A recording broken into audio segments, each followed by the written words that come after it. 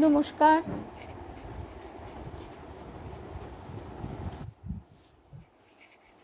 নমস্কার সকল ভক্ত বন্ধুদের সাদর আহ্বান জানাই বিশ্বজনীন বার্তা ফেসবুক পেজে। বিশ্বজনীন বার্তা ফেসবুক পেজে আজকে আমাদের প্রসঙ্গ একটু গভীর। প্রসঙ্গটি হচ্ছে ধ্যান ও আধ্যাত্মিক জীবন। স্বামী জ্যোতিষানন্দজি মহারাজের এই বইটি থেকে যে অধ্যায়টি শুনব, অহমিকাই দুঃখের প্রধান কারণ। এখন অহমিকা থেকে আমরা তো কেউ মুক্ত নই, সেই অহমিকাই দুঃখের কারণ এটাও আমরা জানি, কিন্তু তা থেকে মুক্ত হবার ক্ষমতা আমাদের নেই। সর্বোপরি সেই চেষ্টা, যেটা প্রথম আমাদের প্রয়োজন, সেই চেষ্টাটুকু। কারণ তারপরেই মহারাজজি আলোচনা করছেন দুঃখ ভোগকে আধ্যাত্মিক শক্তিতে পরিণত করো। আজকে আমাদের এইটিই প্রসঙ্গ। তা এই প্রসঙ্গে আসবার আগে কালকের কথা একটু তো বলতেই হয়। আমাদের কালকে ঠাকুর, আমি একটুখানি পরে লিখে সবাই এর জন্য পোস্ট করব। একটু দেরি হয়ে গেছে নিশ্চয়ই আসতে, আমাদের বোধহয় এখন 7:09 হয়ে গেছে। আসলে কি করে করব, যেই ফোনটা খুলেছি দেখি শ্রী এত ছবি পোস্ট করেছে। শ্রীয়ের ছবিগুলো দেখতে দেখতে আমি বিভোর হয়ে ঘড়ির দিকে আর তাকাইনি। তারপরে রূপশ্রীকেও বলি, রূপশ্রী আমাকে বলছে তোমার কাছে যত ছবি আছে সব পাঠিয়ে দাও। একবার ভাবলাম লিখি, তোমার ফোনে ধরবে তো? আমি তো মানে নাকানি চোবানি খাচ্ছি, এত ছবি, এত কিছু, এক একটা ইভেন্ট আর তত ছবি, তত আনন্দ। এবার আমরা যদিও গুগল ফটোজে রাখি, তার জন্য সেসব ব্যবস্থা ছেলে করে, সেই সব করতে করতে যা হোক একটা মীমাংসা হয়েছে। না হলে তো ফোনে ধরবার কোনো প্রশ্নই নেই। আর যাই হোক, তারপরে আরেকটি কথা, যে যেদিন আমি লিখবো এই কারণেই বলছি, পারমিতা, কেয়া, এরা দুজন হোয়াটসঅ্যাপে কলমির দলে কয়েকটি কথা লিখেছে। কথাগুলো এত মর্মস্পর্শী, আমি সেই কথাগুলোই তাদের নাম করে উদ্ধৃত করে দেব। যেমন পিয়ালি, পিয়ালি এখন নেই। পিয়ালি কালকে আমাকে একটা লেখা দিয়েছে। আসলে লেখাটা সূত্রপাত এইভাবেই, আমাদের গুরুদেবের বাড়ি থেকে, মানে গুরুদেবের বাড়ি কথাটা আমার বলা অভ্যেস হয়ে গেছে, বীরশিবপুর, এখন আশ্রমের যা কিছু কাজকর্ম ওখান থেকেই হয়। বীরশিবপুরে যে পত্রিকাটি প্রকাশিত হয় মঙ্গল জ্যোতি, এই পত্রিকাটিতে মহারাজজিরা লেখা দেন, আরও অনেক ভক্তরা লেখা দেন। তাছাড়াও আরও বিদগ্ধ মানুষের বহু লেখা প্রকাশিত হয়। এই পত্রিকাটি প্রকাশের নির্দেশও কিন্তু স্বয়ং ঠাকুর দেবী মাকে দিয়েছিলেন। সেই, এবং শুধু তাই নয়, মঙ্গল জ্যোতি নামটাও ঠাকুর স্বয়ং দেবী মাকে বলে দিয়েছিলেন। এবং এখানে এই পত্রিকাটিতে কিছু কথা প্রতিদিন, মানে প্রতি সংখ্যায় প্রকাশিত হয়, যেগুলি ঠাকুরের বলা কথা। তা সেই কথাগুলিও এখানে আমরা পাই। আমি সকল ভক্ত বন্ধুদের অনুরোধ রাখবো, যদি সম্ভব হয়, কারণ এটি তো কাঞ্চন মূল্যে নির্ধারণ করা যায় না, 100 টাকা বছরে। আমিও অবাক হয়ে কালিকাদাকে বলেছিলাম মাসে না বছরে, কালিকাদা একগাল হেসে উত্তর দিয়েছিলেন বছরে। বছরে 100 টাকা দিলে ওই মেম্বার হলে ম্যাগাজিনটি আমরা পেতে পারি। তো যাই হোক, সকলকে বললাম, সুতপা নেয়, আর কে নেয়, ওই খড়গপুরের সোমা ও নেয়, আর কে কে নেয় আমি ঠিক জানি না। তবে যাদের পড়বার অভ্যাস আছে আমি অবশ্যই তাদেরকে বলবো, কারণ বছরে 100 টাকাটা কারোর পক্ষে খুব একটা কঠিন ব্যাপার নয়। শ্রী, শুভ সন্ধ্যা। তোমার ওপর একটা বিরাট অভিযোগ, তার কারণ তোমার ছবি দেখতে গিয়ে আমার 10 মিনিট দেরি হয়ে গেছে। ছবিগুলো এত সুন্দর, ছবিগুলো আমাদের কাউকে শেয়ার করেনি, একটা মাত্র দিয়েছে, আর বাকিগুলো সব নিজে একা একা চুপি চুপি পোস্ট করেছে। তবে খুব ভাল লাগছে, শ্রীর ভাই ছবিগুলো তুলেছে। আমি তো ওপর থেকে দেখছিলাম, একদম জলে ডুবে ছবি তোলা হচ্ছে। আর আমি যে রিলটা বানিয়েছি সেখানে চেষ্টা করেছি সকলকে ধরে রাখতে এবং মুহূর্তগুলি ধরে রাখতে। এই যে রুমাদি যেমন কালকে বলছে বিকেল 5টা থেকে খুঁজছি, আমাদেরও একটু ভুল হয়েছে।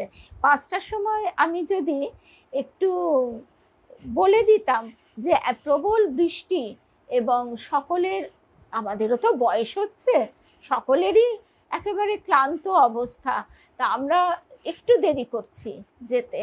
আর জল নেই, সর্বোপরি যেটা আসল কথা, গঙ্গায় তখন ভাটা চলছে, জল না এলে একেবারে নামা যাবে না, কাদা। তা শুভ্রা ও জানে, ও গঙ্গার পাড়ে থাকে, ওর গঙ্গার সঙ্গে বড় সখ্যতা। ও বলছে আজকে অনেক দেরিতে জোয়ার আসবে, 5টা 50। আর সত্যি তাই, আমরা তো বৃষ্টির যখন একটু কমলো বেরিয়ে পড়লাম, বৃষ্টির মধ্যেই দেখছি কাদা আর ড্রেনের জল মিশছে। তখনই দেবীমার ওই কথাটি মনে পড়লো।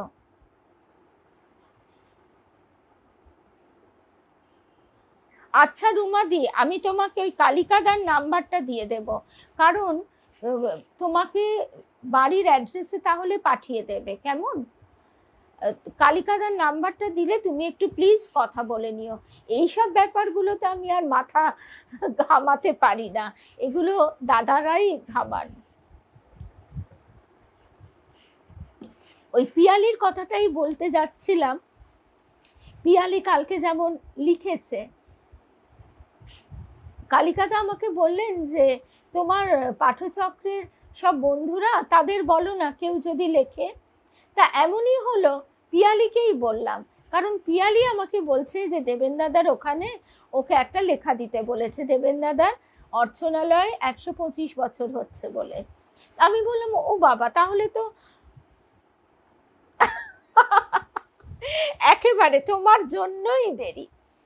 তা দেবেন দাদার ওখানে লেখাটা লিখতে লিখতে শুভ সন্ধ্যা নিবেদিতা, সকল পূর্ণিমা, মধুরিমাদি কাল তোমাকে খুব মিস করেছি, তোমাকে কিন্তু ফোনও করেছিল কেয়া, সোমা, শুভ্রাদি, জয়শ্রী, রিমা, লক্ষ্মী, মিনা সরকার, রূপশ্রী তো আছে, রূপা, চিনুদি, শর্মিলা ত্রিবেদী, মিনুদি, সকল বিলাসপুরের দিদি,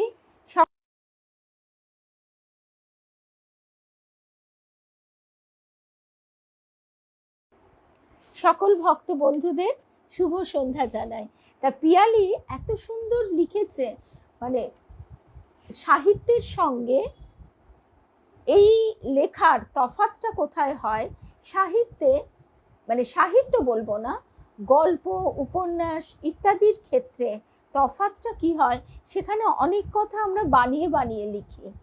আমরা সমাজ সংসারের অনেক টানাপোড়েনকে সেখানে তুলে ধরি, নানা রকম মানসিক অভিব্যক্তি, সেখানে যেরকম সু অভিব্যক্তি থাকে, মনের কুভাবেরও কিন্তু সেখানে প্রকাশ ঘটে। এই সমস্ত কিছু আমরা গল্প উপন্যাসে দেখতে পাই। সেই কারণে গল্প উপন্যাস একসময় প্রবল আগ্রহ নিয়ে পড়তাম, কিন্তু আস্তে আস্তে এই শুধুমাত্র শ্রী রামকৃষ্ণ সাহিত্যে, নিশ্চয়ই ফোন নাম্বার আমি হোয়াটসঅ্যাপে বলছি, আমার এতেই দিয়ে দেব, আমার পেজেই দিয়ে দেব, কেমন, আমার প্রোফাইলে। তো তারপরে যে কথায় ছিলাম, সেই জায়গায় এই যে আমাদের অনাবিল অনুভূতি, সেই অনুভূতি আমরা মুখে যে কথা বলি, মুখে কাউকে যখন ফোনে বলি বা সামনে বলি, ঠিক সেই কথাগুলোই যদি আমরা লিখি, তাহলে একটা কি হয়, প্রথম যেটা হয়ে থাকে সেটা হচ্ছে, সেটা আমাদের স্মৃতিতে থেকে যায়। আর তারপরে আমরা দেখা যায় যে অনেক সময় অনেক কথা আমরা সেগুলি নিজেরাই পড়ে আবার যেন এই আনন্দগুলোকে স্পর্শ করতে পারছি, ছুঁয়ে যাচ্ছি। পুরনো স্মৃতি বলতে আমরা যদি শুধুমাত্র আমাদের সাংসারিক জীবনের স্মৃতি, আমাদের পার্থিব ভোগবাসনার স্মৃতিতে ডুবে থাকি, তাহলে কিন্তু তার মধ্যে আবারও সুখ দুঃখের ঢেউ ওঠে। ওই কাদা, গঙ্গার ধারে কাদায় যেরকম একটা পঙ্কিলতা থাকে সেই রকম। কিন্তু যখনই সেটি শুধুমাত্র আনন্দকে ঘিরে, ঠাকুর মাকে ঘিরে, ঈশ্বর অনুভূতিকে ঘিরে হতে থাকে, তখন সেই পুরনো স্মৃতিগুলো আমাদের মনে এক অপূর্ব মাধুর্য, সুরভি ছড়িয়ে দেয়। সেই জন্যে লিখে রাখলে কি হয়, ডায়েরিতে নিজেরই পরে পড়তে ভালো লাগে। তারপরে অনেক সময় কি হয়, আমরা আজকে যেটা আমাদের প্রসঙ্গ, অহমিকাই দুঃখের কারণ, এবং এই দুঃখ ভোগকে আধ্যাত্মিক শক্তিতে পরিণত করো, এই বিষয়গুলিও সংসার অনুশীলন ক্ষেত্র, শিক্ষা ক্ষেত্র। আমাদের গুরুদেব বলতেন সংসারে থেকে শিক্ষা লাভ করো এবং সেইটি অনুশীলন করো, নিজেকে যাচিয়ে নাও যে তুমি সেটা কতটা শিখতে পারলে, সেখানে তুমি প্রয়োগ করলে কতটা ব্যর্থ হলে আর কতটা সার্থক হলে, সফল হলে। এই ঘটনাগুলিও যদি আমরা একটু লিখে রাখি, তাহলে দেখব যে আগে আমরা যেভাবে সংসারে রিয়্যাক্ট করতাম, এখন সেখানে আমাদের ম্যাচিউরিটি কতটা বেড়ে গেছে।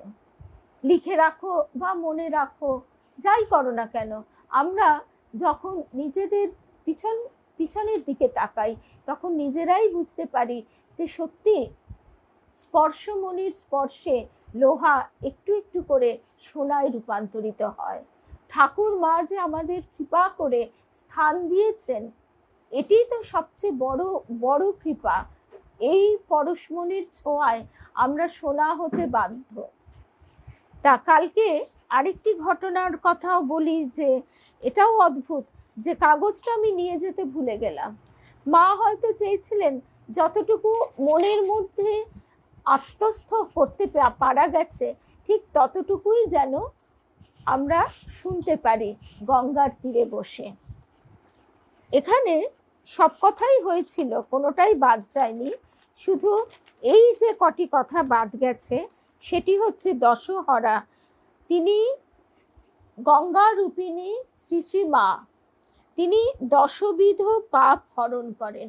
আমরা একথাও শুনলাম, গঙ্গা মহামায়ারই এক রূপ।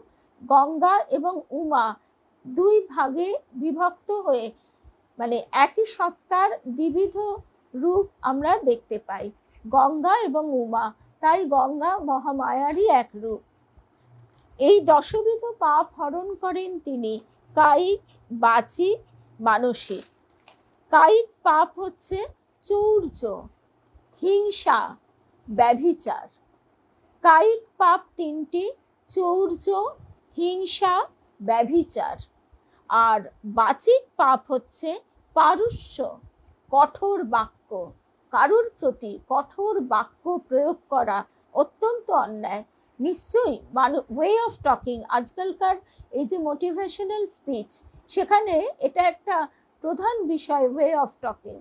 একটা কথা মানুষকে কথার আঘাতে তাকে যেমন নিচে নামিয়ে দেওয়া যায়, তেমনি তাকে অনেক উঠিয়েও নেওয়া যায়, তার পরিবর্তন ঘটানো যায়। তার দোষ তাকে দেখিয়ে রূঢ়ভাবে তোর দ্বারা কিছু হবে না, এটা না বলে তাকে যদি বলা হয় যে তুমি চেষ্টা করো, দেখো তো আমরা পারি কিনা, আমি সবসময় তোমার সঙ্গে আছি।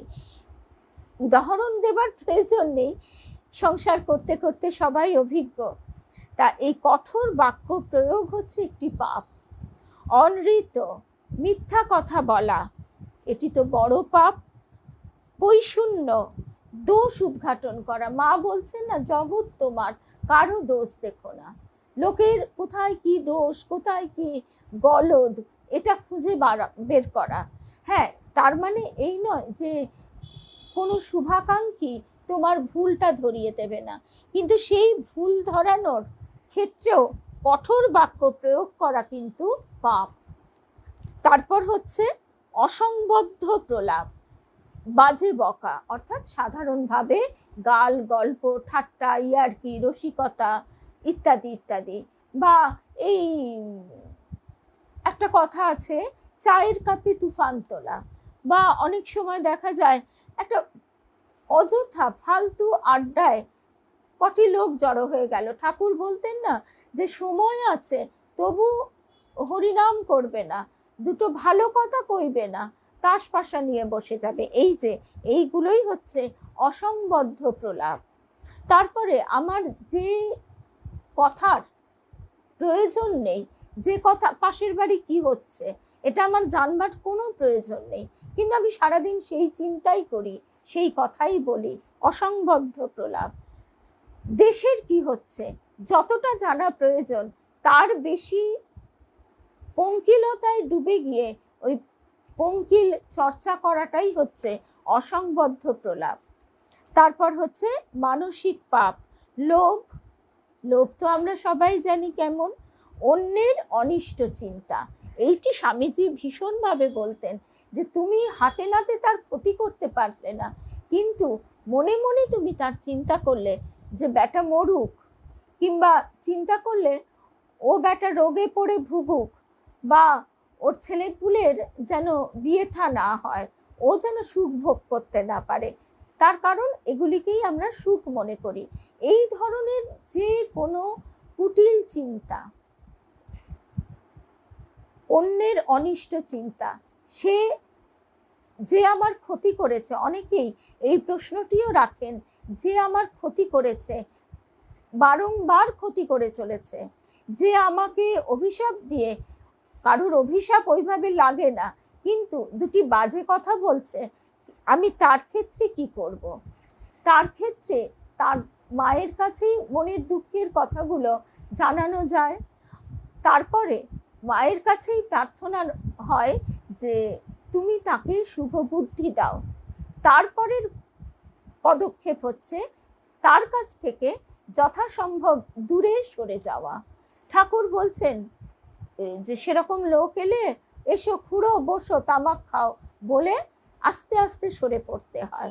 আবার ঠাকুর বলছেন সব জলে দেব পূজা হয় না, কোনো জলে শৌচ হয়, কোনো জলে আচানো হয় ইত্যাদি। অর্থাৎ সব আপ নারায়ণ, সব জল নারায়ণ বলে সব জলেই একেবারে দেবী পূজা করা যায় না, অর্থাৎ সবার সঙ্গে গলাগলি করা চলে না। নিজের মনকে আমরা সবচেয়ে ভালো জানি, ভালো বুঝি, আবার কখনো বা বুঝিও না, কিন্তু তার কাছে প্রার্থনা যে এই সৎ অসৎ বিচারের মধ্যে দিয়ে যেন তোমার দিকে এগিয়ে যেতে পারি। আর আমাদের গুরুদেবের যে কথাটি, যে ঠাকুর আমার সব স্মৃতি তুমি ভুলিয়ে দাও, শুধু তোমার স্মৃতি আর তোমার দিকে এগিয়ে যাওয়ার স্মৃতিতে যেন আমি ভরপুর থাকি। পুরনো স্মৃতি কি, কে আমায় দুঃখ দিয়েছিল, কে আমায় কটু কথা বলেছিল, বা কবে আমার খুব একটা ঐহিক প্রণয়, ঐহিক প্রণয় হচ্ছে আসক্তিরই একটি রূপ, তাতে আমি জর্জরিত ছিলাম, বা কবে আমি বন্ধুদের সঙ্গে হাসি ঠাট্টা রঙ্গরসে ঢলঢল ছিলাম, এই সমস্ত স্মৃতি থেকে আমাকে মুক্ত করো। তারপর হচ্ছে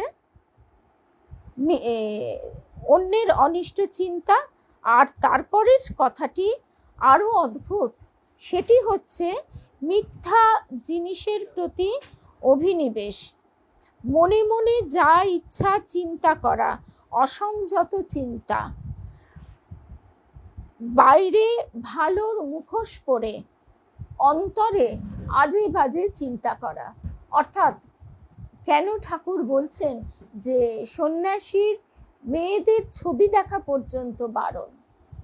মায়া মোহ যে কখন কোথা থেকে কিভাবে আমাদের বিদ্ধ করে, আমরা ওই যে বললাম নিজেরাও বুঝতে পারি না। আমরা একদিকে যেমন আমাদের মনকে বুঝি, আবার একদিকে মনকে বুঝিও না। মন অসম্ভব রকম কামোফ্লাজ করে, ছলনা করে আমাদেরকে এই মহামায়ার খেলার সঙ্গে যুক্ত করে রাখতে চায়। এইখান থেকেই ঠাকুর আবার বাৎসল্য থেকে তাচ্ছল্য এইরকম একটি কথা উল্লেখ করেছেন। সুতরাং মনকে সদাই ইষ্ট চিন্তায় নিমগ্ন রাখা, তার জন্যই মা বলছেন লক্ষ্য জপ করো। লক্ষ্য কেমন, মাকে অনেকে এসে বলছে মা কই কিছুই তো হলো না, মা বলছেন ওই কিছু হলো না মানে আগে লক্ষ্য জপ করে এসে বলুক তো দেখি কিছু হলো কি হলো না।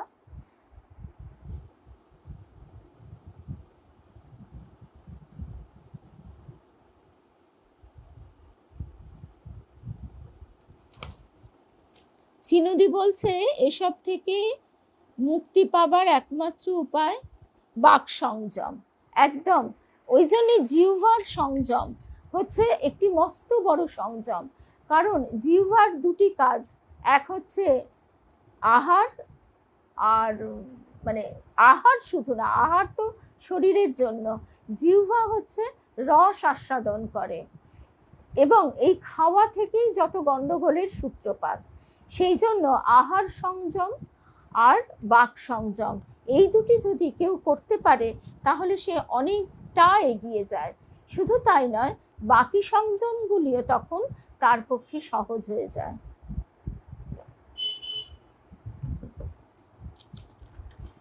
যেমন এখানে বলা হচ্ছে অসংবদ্ধ প্রলাপ।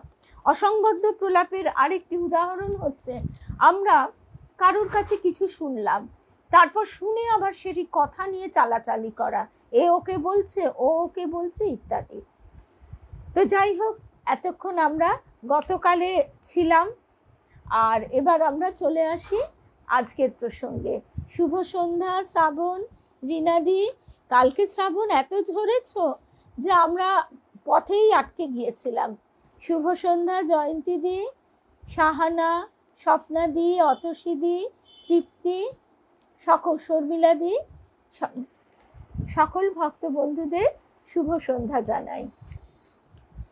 আর কালকে আমাদের যে লাইভ হয়েছে ভীষণ মানে একটা অদ্ভুত অবস্থায়, ঘরে বসে একটা আলোচনা, একটা কথা বলা একরকম, ঠাকুর মায়ের মুখের দিকে তাকিয়ে, আর সেখানে ভিড়, বৃষ্টির ছাট, জলে স্লিপ করে যাবার ভয়, তারপরে কখনো ভিজে ছাতা, আবার কখনো ফোন রাখা, এসব সব কিছু মিলিয়ে কীরকম হয়েছে জানি না সকলের সঙ্গে ইন্টারাকশনটা। তবে এটুকু খুব আনন্দ হয়েছে যে এত মানুষের সঙ্গে আমরা একীভূত হয়ে গেছি, সবাই কত মানুষ দেখেছে, এইটি সবচেয়ে বড় আনন্দ। ঠাকুর মায়ের অশেষ কৃপা। এর আগে ঠিক যেরকম ফলহারিণী কালী পুজো ক্যালেন্ডারে একটি ছোট্টভাবে উল্টে যেত, এই দশহরাও তাই। তবে দশেরা এই কথাটি বেশি শুনতাম আমি যখন রিষড়ায় থাকতাম, সেখানে গঙ্গার ধারে তো, আর প্রচুর অবাঙালি আছেন, তারা ওই দশেরা পালন করতে যেতেন। রূপশ্রী, আমি তো অবাক, ভোরবেলা ভোর 4টের সময় বাগবাজারে মায়ের ঘাটে চলে গেছে। শুধু তাই নয়, এটাও এক অদ্ভুত আমাদের ভালোবাসা, নিজেরাই অবাক হয়ে যাই যে আমরাও এত ভালোবাসতে পারি। রূপশ্রী জোগাড় করে সমস্ত সেই মায়ের চরণামৃত একটা শিশি করে, হোমের টিকা সব নিয়ে এসেছে। আবার কেয়া বলছে আবার দেখো আরতি পর্যন্ত নিয়ে এসেছে, আরতি, ফুল সব, যাতে আমরা সবাই মিলে মাকে ভালোবাসতে পারি, মায়ের জন্য একটু হলেও সেবা করতে পারি। এর থেকে আনন্দ তো আর কিছু নেই। আমরা সবাই যে ঠাকুর মায়ের সন্তান, এইটি আমাদের প্রথম এবং শেষ পরিচয়। কার কি স্ট্যাটাস, কে কি স্ট্রাগলের মধ্যে দিয়ে এসেছি আমরা, বা অর্থ, কোনোটাই শিক্ষা তথাকথিত মানে যেটা আর কি একাডেমিক কোয়ালিফিকেশন বলা হয় যেটাকে, এগুলো কোনোটাই কিছু নয়, শুধু একটাই পরিচয়, আমরা সবাই ঠাকুর মায়ের সন্তান। না হলে এত আনন্দ হতো। কাবেরী এখন আছে কিনা আমি ঠিক দেখতে পাচ্ছি না।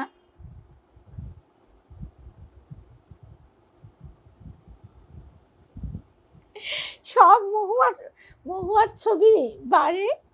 তবে মহুয়ার ফোনটা কিন্তু আমরা সবাই বলি, মহুয়ার ফোনে দারুণ ছবি ওঠে। আর আমাদের মডেলটিও কম সুন্দর নয়।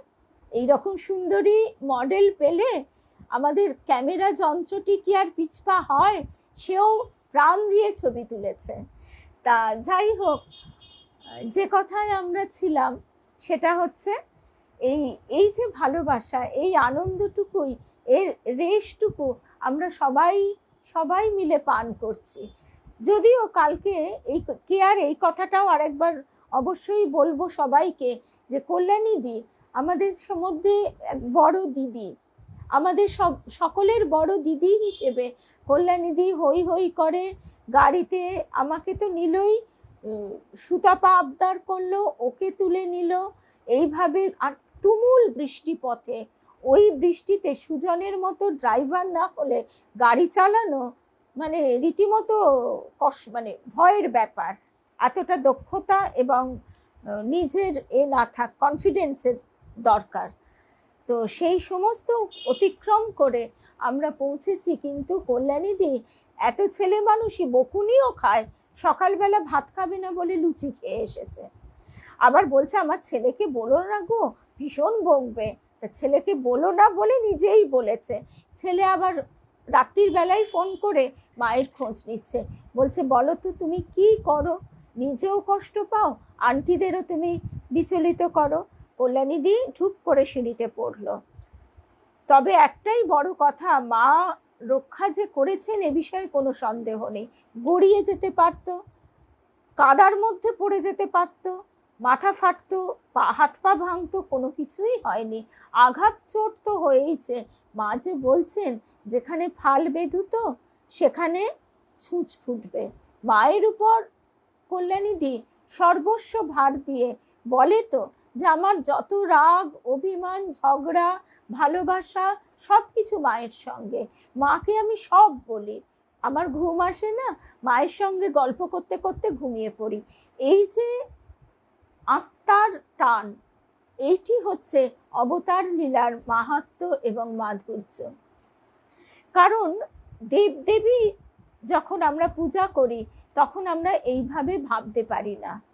আমরা মা লক্ষ্মীর কোলে ঘুমিয়ে পড়ছি, মা দুর্গার কোলে ঘুমিয়ে পড়ছি, এটা কিন্তু ভাবতে পারি না। আমরা ভাবি এগুলি সাধকদের, তাদের ভাব সাধনা, তাদের অনুভূতি, তাদের কিছু। আর আমরা সংসারী মানুষ, আমরা কি করে এগোবো? আমাদের সেই এগোনোর পথটি তো মা খুরপি দিয়ে, খন্তা দিয়ে কুপিয়ে কুপিয়ে পরিষ্কার করে দিয়েছেন। ঠাকুর এসে দরজা জানলার ছিটকিনি খুলে দিয়েছেন। আর বিষয় বিষ, ঠাকুর বলছেন যেখানে বিষয়ী মানুষ এসে বসছে শিগগিরই এসে গঙ্গার জল ঢেলে দিয়ে যা। তো এই থেকেই আমরা আমাদের মধ্যে যেন বৈরাগ্যের ভাবটি জাগে, যে আমরা তার সন্তান। আমরা যেন বিষয় বিষে একেবারে ডুবে না যাই। যাই হোক, একদম এই গানটি এত সুন্দর, কিন্তু আমি তো সে শোনাবার অধিকারী নই। আর মনের মধ্যে গুনগুন করে উঠল একদম।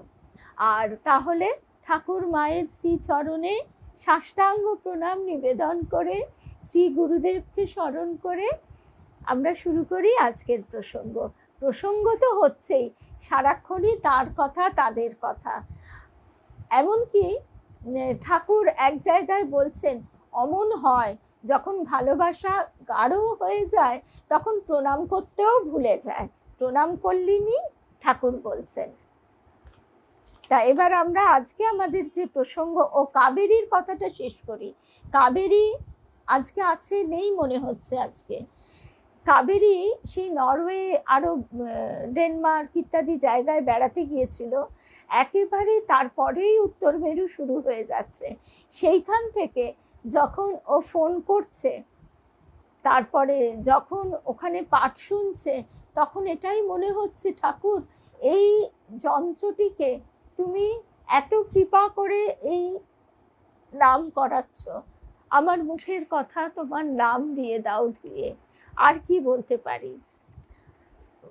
দেবী মায়ের কথাটি তাই মনে পড়ে বারবার। এই কথাটি এখন আগেও বলেছি যে আমি এমন বয়সের মানে মধ্যে রয়েছি যে আমি যখন গুরুদেবের কাছে গেছি তখন এই মোবাইল ফোন তো দূরের কথা, ইন্টারনেট এসব দূরের কথা, আমাদের কল্পনার অতীত।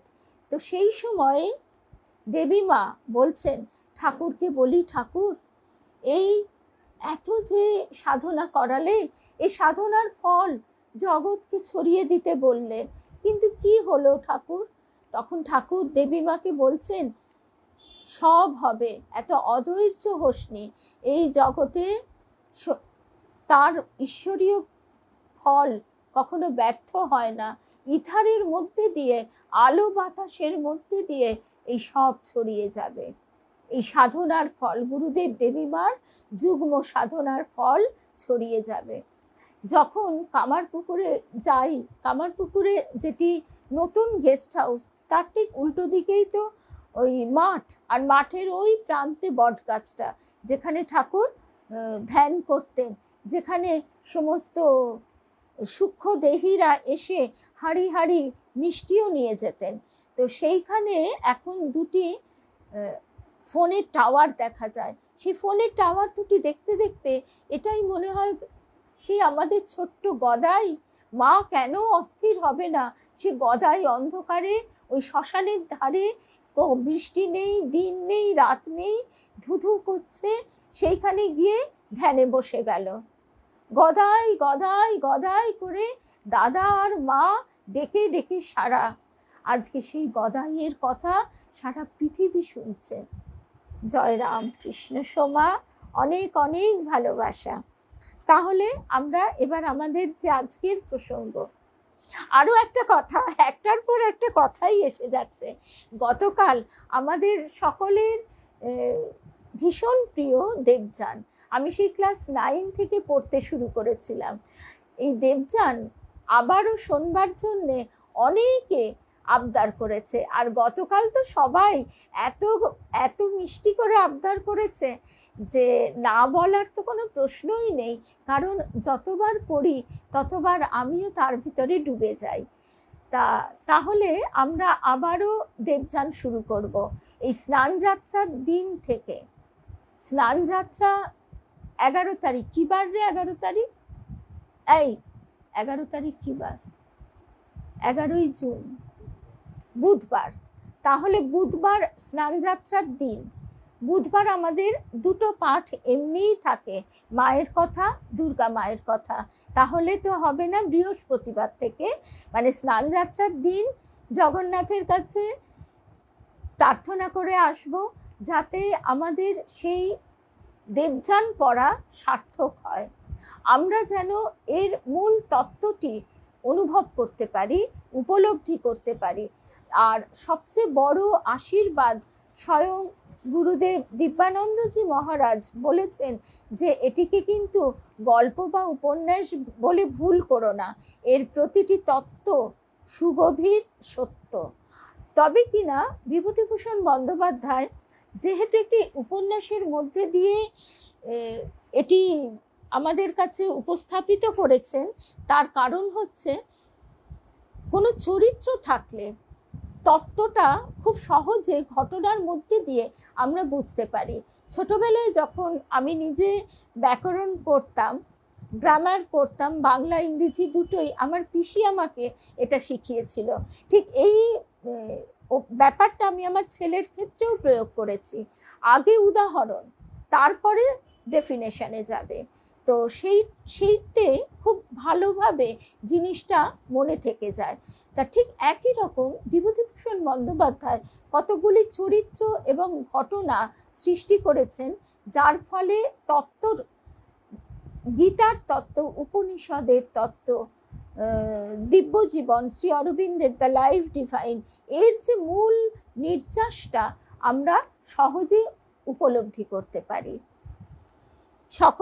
সকলের আনন্দ, আমাদের সকলের ইচ্ছায় নিশ্চয়ই আমরা তাহলে এই বৃহস্পতিবার, আর আমারও সুবিধে কেয়াও বলল রাত 9টা থেকে আমরা শুরু করব, আর বৃহস্পতি, শুক্র আর এদিকে সোম পরপর শুনবো, মানে সপ্তাহে 3 দিন শুনবো।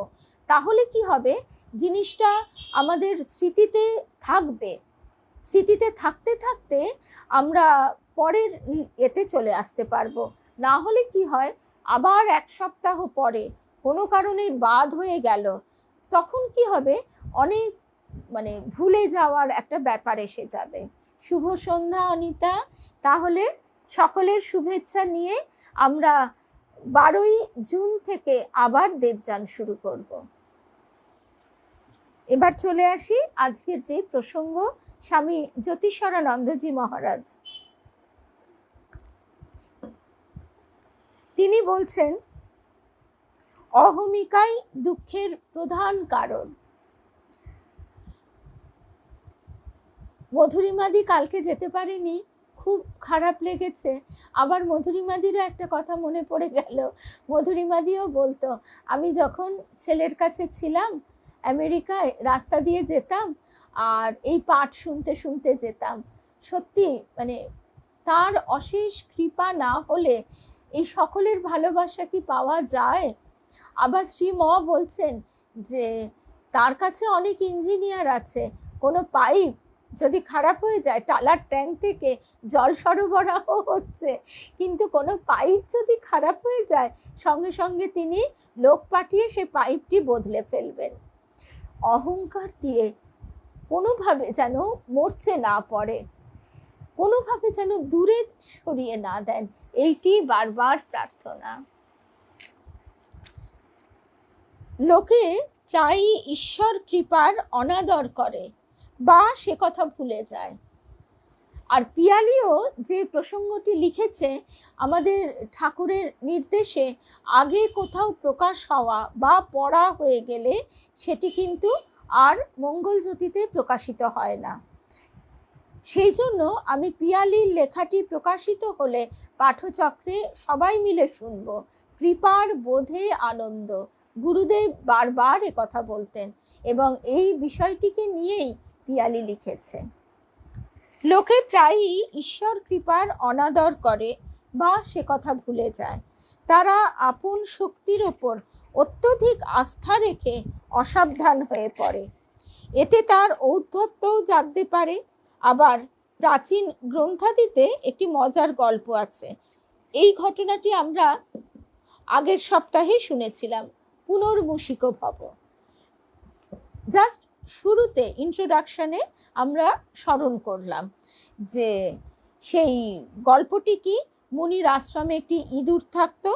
একদিন একটা বেড়াল তার উপর ঝাঁপিয়ে পড়ছে দেখে মুনি দয়া পরবশ হয়ে তাকে বেড়ালে রূপান্তরিত করলেন।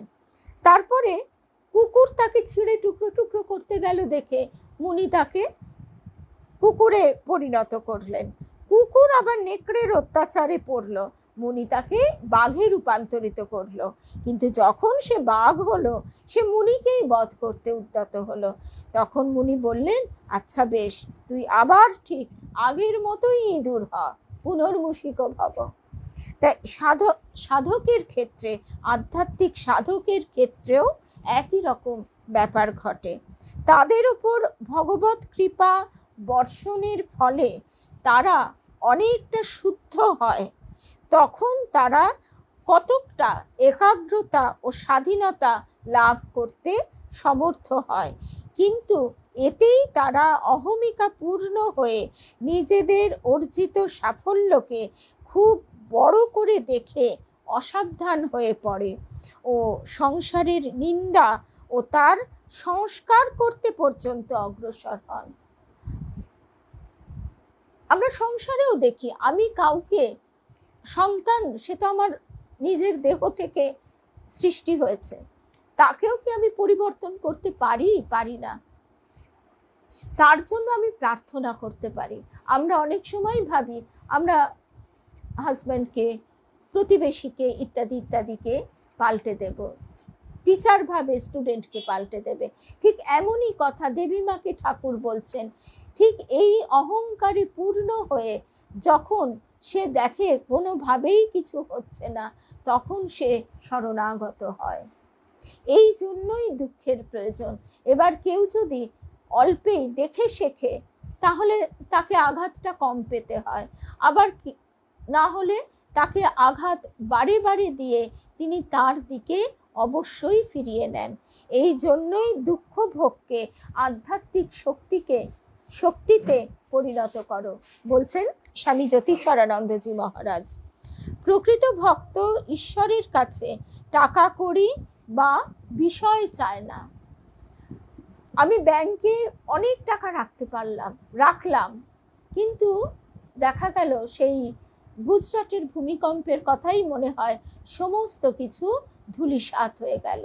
লকারে কোটি কোটি টাকা, কোটি কোটি গয়না সব গেল, নদীতে টাকা ভেসে যাচ্ছে। কি হলো? কিছুই হলো না। তারা দুঃখ কষ্টের অবসানও প্রার্থনা করে না। শুভ সন্ধ্যা মৌসুমি, বর্ধমানের মৌসুমি, আমরা আবার দেবযান শুনবো, কিন্তু মৌসুমি বলেছিলে নর্মদার কথা বলবার জন্য, কিন্তু নর্মদার কাহিনীটি অনেক বড়, এত দীর্ঘ যে কবে শেষ হবে সে বলা যায় না। তাই নর্মদা কথাটি আমরা আর শুরু করতে সাহস পাই না। আমরা 12ই জুন থেকে দেবযান শুনব, সপ্তাহে 3 দিন করে। কেমন? সঙ্গে থেকো। রবীন্দ্রনাথের একটি গানে আছে, তোমার পতাকা যারে দাও তারে বহিবারে দাও শকতি, তোমার সেবার মহৎ প্রয়াস সহিবারে দাও ভকতি।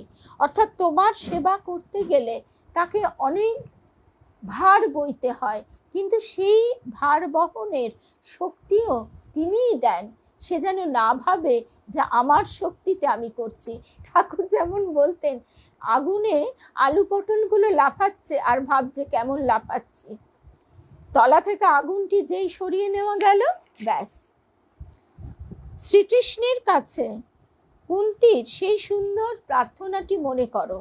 বলছেন স্বামী জ্যোতিষানন্দজি মহারাজ, হে কৃষ্ণ, হে জগৎগুরু, সব দিক থেকেই আমাদের বিপদ আসুক, কারণ তাহলেই আমরা তোমার দর্শন পেয়ে থাকি, যে দর্শন পেলে পুনর্জন্ম চক্রের অবসান হয়।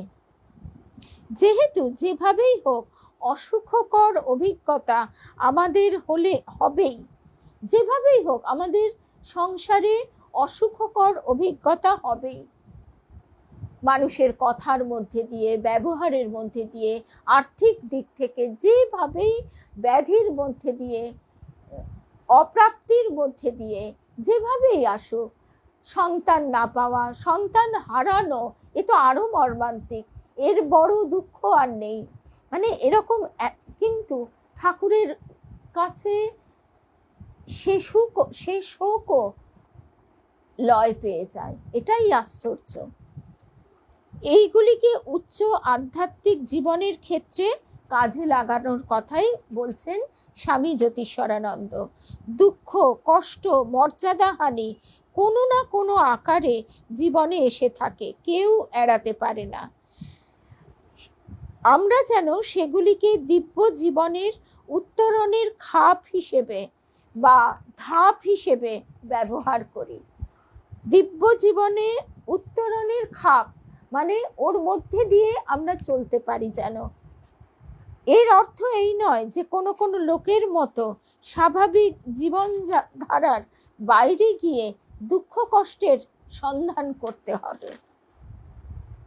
কোনো কোনো লোকের মতো স্বাভাবিক জীবনধারার বাইরে গিয়ে দুঃখ কষ্টের সন্ধান করতে হবে। মা বলছেন না, মায়ের কাছে এসেছো, এত কিচ্ছু করতে হবে না, খাও দাও আনন্দ করো।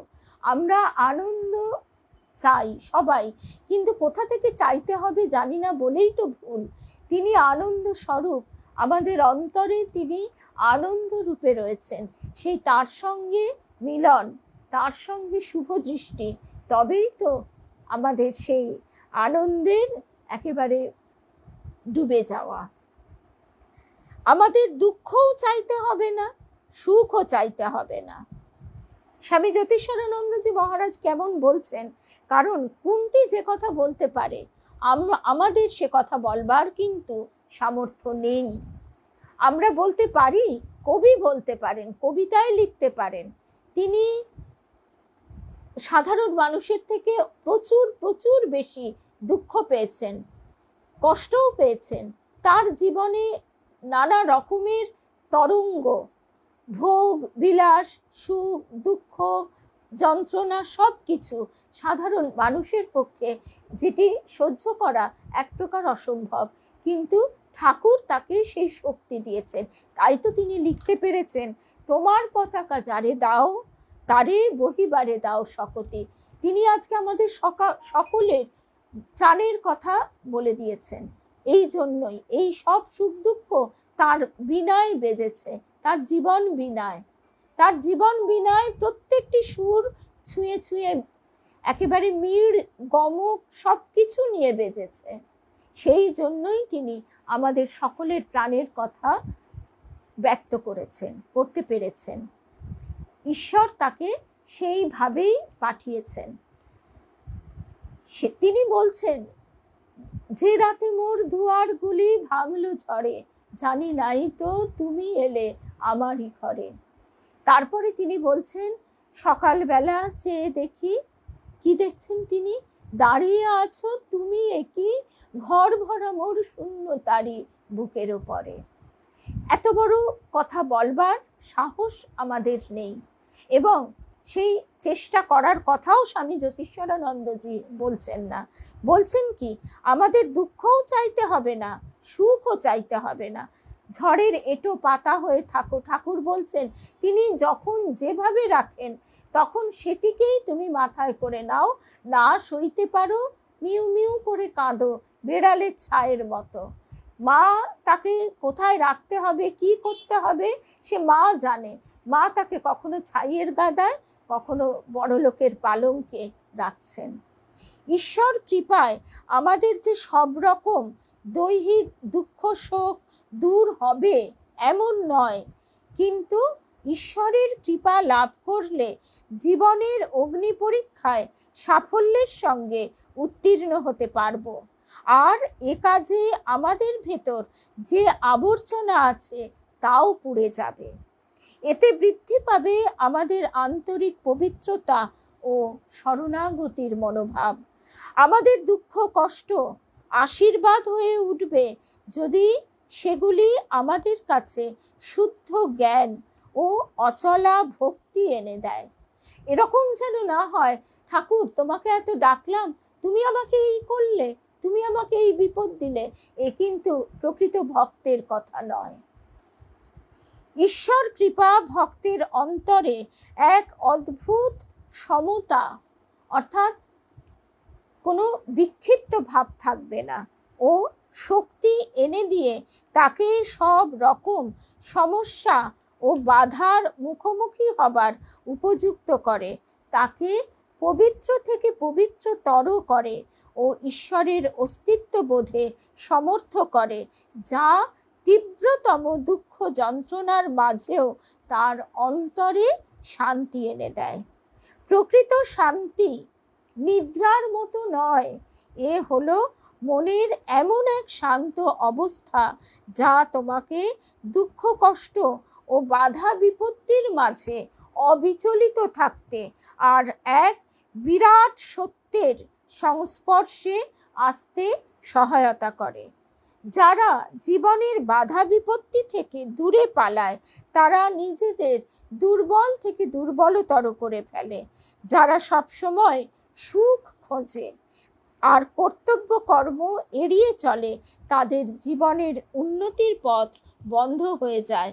তারা কখনো আধ্যাত্মিক পূর্ণতায় পৌঁছতে পারে না। আর ঈশ্বর তাদের ওপর যে কৃপা বর্ষণে সদা উন্মুখ তারও সুযোগ তারা নিতে পারে না।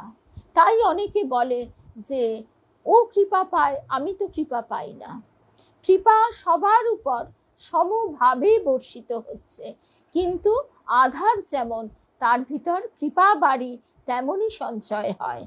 যে কৃপা আমরা আগেই লাভ করেছি, জ্যোতিষ্বরানন্দ মহারাজের কথাগুলি একেবারে অত্যন্ত বাস্তব। যে কৃপা আমরা আগেই লাভ করেছি, অর্থাৎ আমাদের খাওয়া পড়ার অভাব নেই, এমন রোগ ব্যাধি নেই যে একেবারে কাতরাতে হচ্ছে, আমরা যেন তার সর্বোত্তম সদ্ব্যবহারের চেষ্টা করি। সময় সুবিধার অভাবের অনুযোগ না করে যে সময় ও সুবিধা আমরা পেয়েছি তার সর্বোত্তম ব্যবহারে যেন আমরা মনোযোগ দিই, শরণাগতির মনোভাব নিয়ে আমরা যেন ঈশ্বর উপলব্ধি করতে চেষ্টা করি। তুচ্ছ পার্থিব বস্তু কেবল ঈশ্বরকে ও আমাদের আধ্যাত্মিক নিয়তিকে ভুলিয়ে দেয়। তুচ্ছ পার্থিব বস্তু আমাদের ঈশ্বরকে আর আধ্যাত্মিক নিয়তিকে ভুলিয়ে দেয়। তাই তা লাভের চেষ্টা না করে আমাদের উচিত হবে আরও ঈশ্বর কৃপা ও আরও ঈশ্বর প্রেম লাভে মনোযোগ দেওয়া। ঈশ্বরের দিকে দ্রুত অগ্রগতির মনোভাব আমাদের সব সময় থাকা উচিত। আমাদের গুরুদেব বলতেন, ঢিমেতে তালা হলে হবে না, ওই এবারে এটুকু হলো পরের বারে দেখা যাবে, ওরকম না। এই জন্মেই আমার ঈশ্বর লাভ করতে হবে, এই জন্মেই আমার ঈশ্বর দর্শন চাই। ঠাকুর তো বলেইছেন, তিনি যে তাকে ধরবে তিনি শেষ সময়ে অন্তত এসে দেখা দিয়ে নিয়ে যাবেন। আজকে আমরা এই অবধি শুনলাম, আর 8টা বাজেও, আর তাহলে আগামী 12ই জুন থেকে আমাদের আরো নতুন সংযোজন হলো। সবাই আমরা যেন ভালো থাকি, ঠাকুর মায়ের আশ্রয়ে আনন্দে যেন তাদের দিকে তাদের পথে এগিয়ে চলতে পারি।